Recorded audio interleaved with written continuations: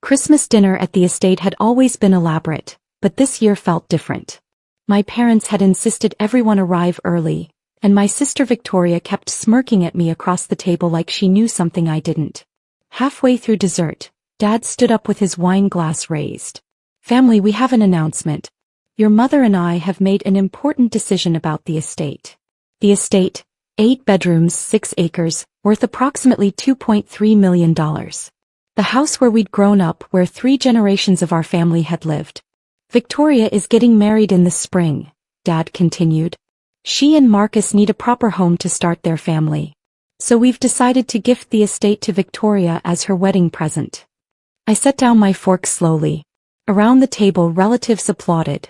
Victoria beamed, already standing to hug our parents. "The paperwork is being drawn up now," Mom added. "We'll transfer the deed after New Year's. Victoria and Marcus can move in by February." "What about Harper?" my Aunt Susan asked, glancing at me. "Harper has her career," Dad said dismissively. "She's doing well with her little consulting business. She doesn't need family property." My little consulting business generated $890,000 annually, but my father had never taken it seriously because I worked from home in yoga pants instead of a suit in an office. "Harper can visit any time," Victoria said generously. "Maybe we'll let her use the guest house when she's in town." "Let me use the guest house." On the property I'd been quietly paying for. "Congratulations, Victoria," I said evenly. "That's quite a gift." "Thank you," she said, not catching my tone. "I know you understand. You're always traveling for work anyway. You'd never use this place properly." My phone buzzed in my pocket. A text from my attorney. "Deed transfer recorded. You're officially the sole owner. Merry Christmas." I smiled and took a sip of wine.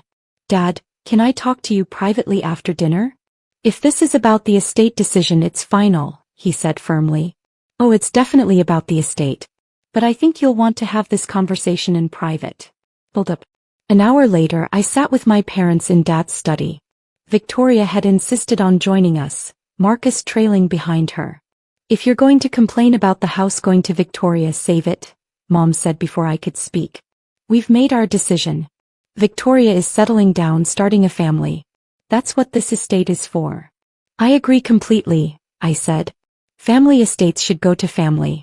That's why I bought it." "Bought what?" Victoria asked. "The estate. I bought it from Mom and Dad 2 years ago." The silence was absolute. "That's not possible," Dad said finally.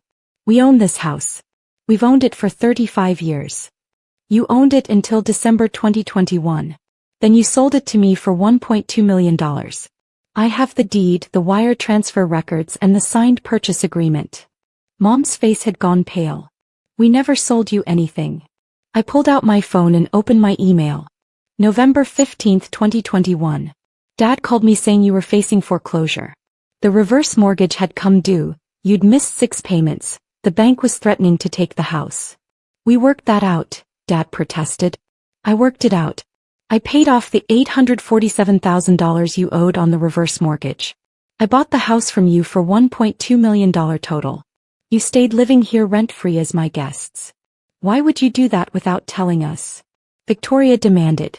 "I did tell you. I explained everything in a family meeting 2 years ago. Dad, you said, 'Whatever you think is best, Harper,' and asked if I'd refill your wine. Mom, you said, 'That sounds complicated,' and changed the subject to Victoria's promotion." "I don't remember that," Mom said weakly. "I know. You didn't want to remember that you'd lost the house. So you convinced yourselves it never happened." Victoria stood up. "This is insane. You're lying to ruin my wedding gift." "I'm not lying." I pulled up the deed on my phone. Recorded December 3, 2021 with the county. Property transferred from Robert and Ellen Chin to Harper Chin. Sole owner. Dad grabbed reading glasses and looked at my phone screen. His face crumbled as he read. "You really bought it," he whispered. "I really saved it. You were 60 days from foreclosure. The bank was ready to auction the property. I paid them off and bought the house to keep you from losing everything." "So you own our home," Victoria said slowly, horror dawning on her face. "I own this house. You've all been living here as my guests for 2 years. "Guests," Mom repeated faintly. "Rent-free guests. Because you're my family and I wanted you to have stability. I've paid all property taxes, insurance, maintenance and utilities for 2 years. About $147,000 total. Marcus spoke up for the first time. So Victoria can't receive it as a wedding gift. Victoria can't receive something that isn't my parents to give. Victoria's face was turning red. You let us plan everything. You let me tell Marcus this would be our home. You said congratulations. I said congratulations on your engagement. I never said anything about the house because I was curious how far you'd go. How far we'd go. Dad stood up angrily. Harper, this is our family home. This is my house that I bought to save from foreclosure. There's a difference. Revelation. Why didn't you stop us earlier? Mom asked. Before we announced it to everyone? Because I needed you to understand what you were doing. You weren't just making plans for a property you thought you owned. You were giving away something that wasn't yours without even checking who actually owned it. We assumed, Dad said. You assumed. And you know what happens when you assume? You announce at Christmas dinner that you're gifting your daughter a $2.3 million estate you don't own. Victoria was crying now. What am I supposed to tell Marcus? Tell everyone at dinner. Tell them the truth. Your parents tried to give you property they don't own. It happens. This is your fault, she turned on me. You should have reminded us you bought it. I did remind you. Multiple times. Last Christmas I mentioned I'd covered the property tax bill. Dad said, that's nice, and asked me to carve the turkey. In June I talked about hiring contractors for the roof repair. Mom said, whatever you think is best, and showed me Victoria's engagement photos. Those aren't the same as saying I own the house, Victoria insisted. I said exactly that. September at your engagement party. I said, I'm so glad we could host this at my house. You said it's everyone's house, and walked away to greet guests. The study was silent except for Victoria's crying. So what now? Marcus asked quietly. We were planning to move in next month. Now you find your own place to live. Like every other couple getting married. But the estate, Victoria started, is mine. You can visit for holidays. You can have your wedding reception here if you want. But you can't move in and claim it as yours. What about us? Mom asked. Do we have to leave? No. You can stay as long as you want. This is your home, you're just not the owners. I am. Dad sank back into his chair. I still don't understand how we forgot selling the house. You didn't forget. You rewrote history because the truth was uncomfortable. Losing the family estate to foreclosure, having your daughter bail you out. That didn't fit your narrative. So you adjusted the narrative.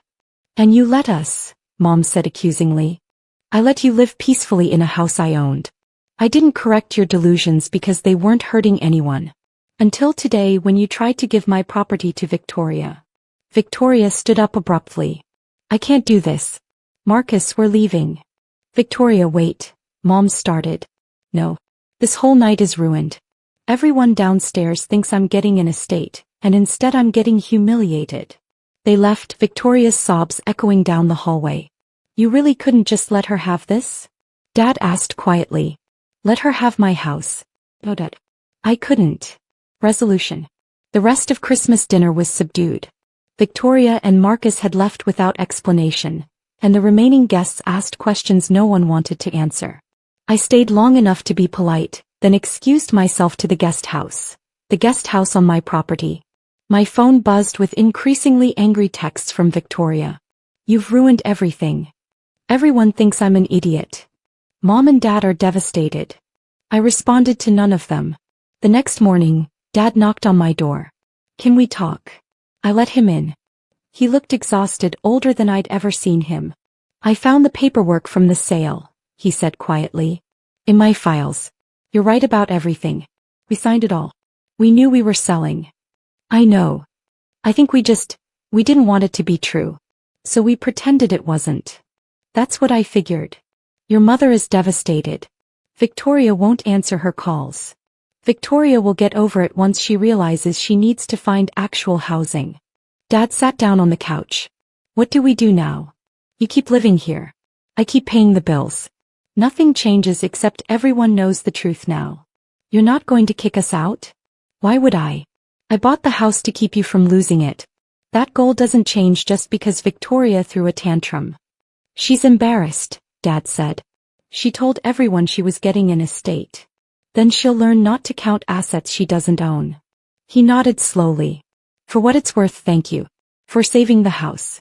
For letting us stay. For not rubbing our faces in it until we forced your hand. You're welcome. After he left, I sat in the quiet guest house. My guest house on my property that I'd bought to save my parents from their own financial mismanagement. They'd tried to give it away because they'd convinced themselves it was still theirs. Because acknowledging the truth meant acknowledging they'd failed and I'd succeeded. 2 weeks later, Victoria called. I'm sorry, she said stiffly. I shouldn't have assumed the estate was mine. No, you shouldn't have. Can Marcus and I still have the wedding reception there? Yes. As my guests. Not as the owners. Right. As your guests. She hung up quickly, still unable to fully accept the reality. My parents stayed in the main house. I stayed in the guest house when I visited.